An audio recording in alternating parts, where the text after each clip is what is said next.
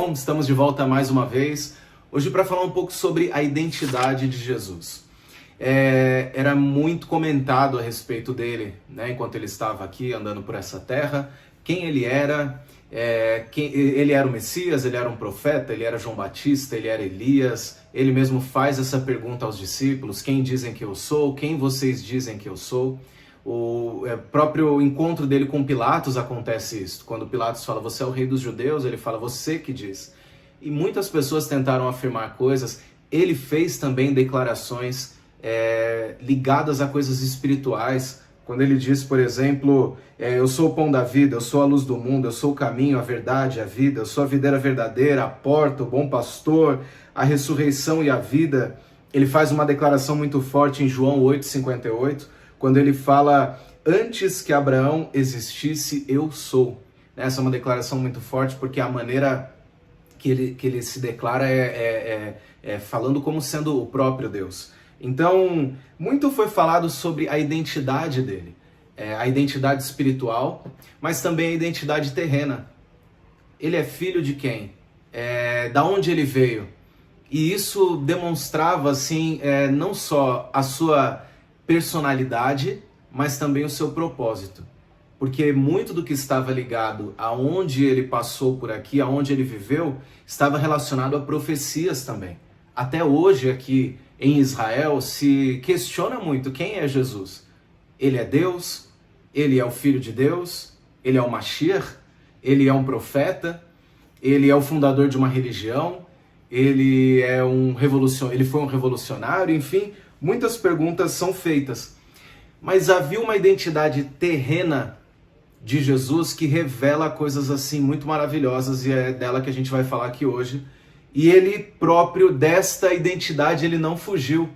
É interessante isso, porque ela revela muitas coisas no cumprimento da profecia de quem seria o Messias, mas ela revela muitas coisas também na formação dele como homem, na formação do seu caráter, e de como Deus usa coisas que aos olhos humanos são desprezíveis, insignificantes, para cumprir os seus propósitos. Então, quando ele tem um encontro, agora já ressurreto, lá em Atos, capítulo 22, versículo 8, ele se encontra com Paulo. Ele diz assim, Paulo fala, né? Quem és, Senhor? E disse-me, eu sou Jesus, o Nazareno, a quem tu persegues. É essa identidade que eu quero falar com vocês hoje aqui. Eu sou Jesus, o Nazareno. Algumas coisas que falavam dele, ele falava, é você que está falando, são as pessoas que dizem. E ele engrandece a declaração de Pedro, mas a identidade de Nazareno ele assumiu, ele declarou. Ele, quando perguntaram, cadê o Nazareno? Ele falava, aqui estou. Então, o que isso significa? O que realmente isso é importante na questão bíblica, na questão do caráter, na questão da formação do nosso Senhor, do nosso Salvador Jesus Cristo de Nazaré. Há uma profecia bíblica lá em Mateus, capítulo 2, versículo 23. Vamos só dar uma recapitulada aqui. Jesus nasce em Belém, muito próximo aqui de Jerusalém, mais ou menos 2 quilômetros da onde eu estou aqui falando com vocês. Ele vai para o Egito, tudo, né, tem uma questão política, uma questão de perseguição, mas a gente sabe que essas coisas elas colaboram para o cumprimento da profecia. Só que quando ele volta para a região da Judéia, por conta também da política que havia no local, sua família vai para o norte. Vai lá para a região, para a cidade de Nazaré. Região ali próximo da Galileia, mas a região do norte aqui hoje, e daquela época e hoje ainda aqui de Israel. E quando ele chega, quando ele vai para esse local, a palavra lá em Mateus 2, versículo 23 diz assim, e chegou e habitou numa cidade chamada Nazaré, para que se cumprisse o que fora dito pelos profetas, ele será chamado Nazareno. Aí quando você vai para os textos proféticos, se você tiver, pegar toda a Bíblia que vai ter referência das passagens, você não vai encontrar literalmente essa profecia, que ele seria chamado Nazareno. E aí você vai falar assim, uau, então tá aí um erro bíblico. Então tem aqui um problema, ele não teria que ser chamado Nazareno. Aí vai a importância, né, da gente poder mergulhar entender as raízes, entender o hebraico, entender o significado das palavras, porque essa profecia está em Isaías capítulo 11, versículo 1, onde fala assim: porque brotará um rebento do tronco de Jessé, e das suas raízes um renovo frutificará. A palavra Nazaré, Natzrat, e ela tá relacionada, ela tem a mesma raiz da palavra rebento, que é Netzer. Então, quando em Isaías 11 está sendo profetizado que ele brotaria um rebento do tronco de Jessé, está justamente relacionado àquilo que representa o nome de Nazaré. Então, ele ser o Nazareno, essa é uma das coisas, né? Vão ter outras que a gente vai entender aqui, mas é uma das coisas que representa o cumprimento profético. Ele seria um broto, ele seria um rebento, ele brotaria como algo assim muito insignificante, de um lugar aos olhos humanos também insignificante, mas dali nasceria o Salvador, dali brotaria um renovo, que as suas raízes trariam um renovo que frutificaria. Lá em Isaías 53, versículo 1 e 2, também traz essa mesma palavra no sentido de renovo, desse cumprimento profético, muito conhecido, quem deu crédito à nossa pregação, a quem se manifestou o braço do Senhor, porque foi subindo como um renovo perante ele e como raiz de uma terra seca. Na questão cultural, na questão social, Nazaré era uma terra seca. E aqui a gente tem um outro aspecto profético, mas também um aspecto cultural. Porque da onde apontaríamos se não fossem as profecias que viria um rei? Seria de um lugar importante, mas Deus ele realmente vai apontando na profecia de que ele viria e de que ele subiria como um renovo, como raiz de uma terra seca. Então esse broto, esse rebento, o Nazareno, ele vai surgir de um lugar inesperado. E essa questão cultural é muito importante, porque Jesus ele cresce numa terra desprezada, ele cresce numa terra seca. Fato é que quando, por exemplo, a gente tem lá o encontro de Filipe e Natanael com Jesus, eles debatem e falam assim, mas pode vir alguma coisa boa de Nazaré? Então não é um lugar bacana, assim, vamos dizer, para a chegada do rei, para a chegada do Messias. Não é o lugar que eles esperavam, não seria o melhor lugar apontado na questão religiosa, na questão social, não era o lugar, humanamente falando, mais adequado para que surgisse o Senhor.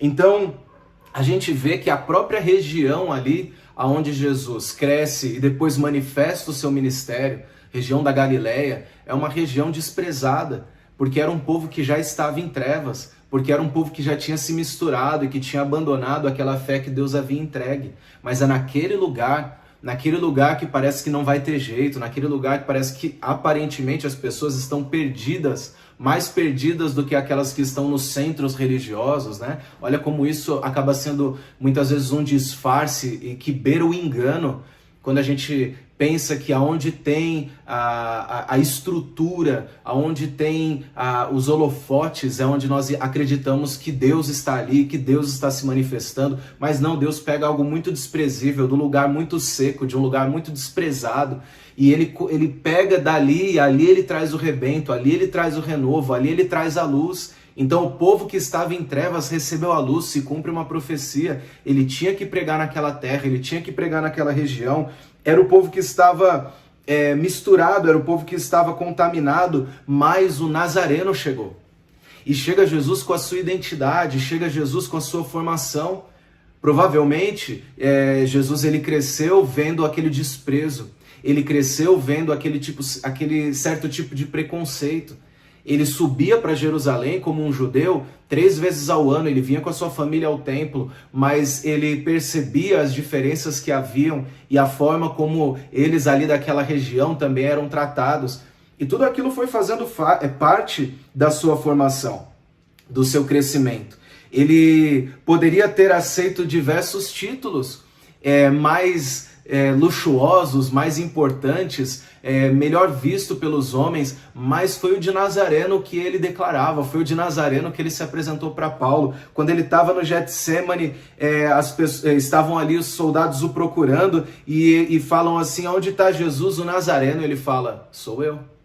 Então a identidade, essa é uma identidade terrena, que tem, né, a gente viu aqui no nome um cumprimento profético, mas foi uma identidade que ele não abandonou. Ele tinha orgulho de dizer o lugar que ele era, aonde ele cresceu, ainda que aos olhos humanos aquilo era desprezível. E sabe o que é interessante? Quando os soldados escrevem ali, em cima da cruz, eles colocam Jesus, o Nazareno, rei dos judeus. Em hebraico isto é Yeshua HaNotzri Vemelech HaYehudim. As iniciais destas palavras na frase formam o tetragrama Yud Rei Vav Rei, Yeshua HaNotzri Vemelech HaYehudim. Então parecia ser algo de zombaria, mas todos que olhavam e enxergavam viam ali que na verdade quem estava sendo crucificado era o próprio Senhor. Na sua identidade terrena, que parecia ser desprezível, havia ali algo de valor para Deus e a revelação do próprio Deus que estava se entregando para poder salvar a humanidade. E isso permaneceu ao longo da história. Se a gente vê muitas orações feitas pelos discípulos, eles falavam: em nome de Jesus, o Nazareno levanta e anda. Por que ficar falando Nazareno se a identidade dele é celestial? Se a pátria dele é o céu, se ele tem uma origem, ele tem um destino, na verdade ele é o eterno, ele era antes de tudo, mas porque essa passagem aqui, esse lugar aqui, Nazaré, até hoje em Israel, não é um dos lugares assim mais luxuosos, não é um dos lugares que você vê tanta tecnologia como vê em muitas cidades aqui. Nazaré ainda é um povoado assim, um pouco mais humilde. Mas essa identidade ficou tão marcante que um dos primeiros nomes dados aos discípulos de Jesus foi de seita dos nazarenos. Então, independente de onde era o lugar, o discípulo de Jesus era considerado um nazareno. E sabe o que é interessante? Quando você chega em Israel hoje e fala: eu sou um cristão, a forma como eles vão te chamar você é um notzri. Os cristãos são os notzrim, que é a mesma raiz de Nazaré, que é a mesma raiz do nome. É como se você é um nazareno. Se você for entender assim, a maneira como a gente é chamado os nazarenos. Até hoje nós somos eles. E o que Deus quer nos ministrar hoje aqui? Qual é a tua essência? Sabe por quê? Porque a gente fala muito sobre transformação. Deus quer nos mudar. Deus quer nos transformar. Nós oramos para que o Senhor venha quebrar raízes hereditárias, maldições do nome da família, de consagrações que foram feitas, de lugares. Mas hoje eu quero fazer que nós possamos enxergar algo diferente, que existe também uma bênção do lugar, da essência, da identidade que nós carregamos. Muitas vezes a gente fica querendo se livrar de tudo que tem na nossa vida como se tudo tivesse sido ruim. Talvez uma origem humilde, talvez o lugar de onde nascemos que representa pobreza, violência, idolatria. Mas você já parou para pensar que não foi por acaso que Deus te fez nascer numa terra, que te fez ver certas coisas na tua formação, que te colocou numa família que talvez tenha problemas, mas que aos olhos de Deus, esse problema não representa o fim, mas o propósito. Para pensar nisso. O lugar que Deus te colocou e os problemas que ele representam, talvez é a maneira a qual Deus escolheu para te dar autoridade sobre certos assuntos. É fato que alguém que foi tirado de um lugar vai ter muito mais autoridade para tirar pessoas deste lugar. Então a gente fica muitas vezes tentando nos livrar de raízes que Deus colocou para cumprir propósitos sobre as nossas vidas. E hoje eu quero fazer que você pense sobre isso, que há uma identidade sobre você, que você tem uma origem, você tem um destino, você é do alto, mas Deus te colocou nessa terra com um propósito. E Ele te colocou em lugares, Ele te fez ver coisas, Ele te fez vivenciar coisas para que você cumprisse esse propósito que você tem aqui. Então, a questão da transformação que cremos que o Evangelho provoca em nossas vidas não é uma desfiguração. A transformação não tira aquilo que Deus restaura. A transformação, ela não deforma aquilo que o próprio Deus colocou. Então hoje tenha orgulho da sua raiz, tenha orgulho da sua essência, tenha orgulho da onde Deus te fez nascer, crescer, ser formado. Talvez você ainda esteja nesse mesmo lugar e muitas vezes orando e querendo ir para fora, para outras nações. Amém, se esse é o propósito de Deus, que assim seja. Mas saiba de uma coisa, quando você estiver nesse lugar, a tua essência vai ser a base, a tua essência, aquilo que Deus colocou em você, que não é o que Ele quer tirar de você. Ele quer nos lapidar, mas a essência foi algo colocado por Deus. Ela vai ser importante, ela vai ser fundamental. E muitas vezes Deus nos leva a nos lembrar disto, quem nós somos de verdade.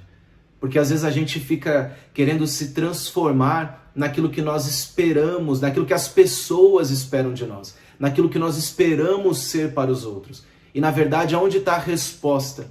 O que eu preciso ser? Com quem eu preciso me parecer? Talvez a resposta esteja aí bem dentro de você, na essência de quem você é. Você tem que ser quem Deus te fez para ser. Você tem que ser quem você é de verdade. Porque se eu tentar ser uma cópia de alguém, isso nunca vai cumprir 100%, vai ter um impacto na vida das pessoas, vai ter um impacto no reino dos céus. Então, se você olhar para a tua essência, talvez esteja aí a resposta do teu propósito. Você não precisa se esforçar para ser alguém que Deus já te fez como você é. Então, flua nisto. Não reclame daquilo que parece ser desprezível, porque nisto pode ser a maneira, a forma como Deus vai revelar o seu grande poder na sua vida. Que nesta ministração você possa descansar em Deus, você possa confiar no Senhor, você possa assumir quem você é em Deus, quem Deus te fez para ser nesta terra. Que você viva em paz, que você viva em autoridade naquilo que Deus te formou e naquilo que Deus te entregou para cumprir como propósito e como essência da tua vida, como ministério que Ele confia sobre as tuas mãos. Você gostou desse conteúdo? Quer aprofundar o seu conhecimento da palavra, das escrituras através dos originais? Nós temos para você um curso de alfabetização de hebraico do zero. Aqui na descrição desse vídeo tem o endereço da nossa plataforma, onde você pode adquirir esse curso. Não esqueça de deixar o seu like nesse vídeo, o seu comentário e a sua sugestão. Shalom, shalom.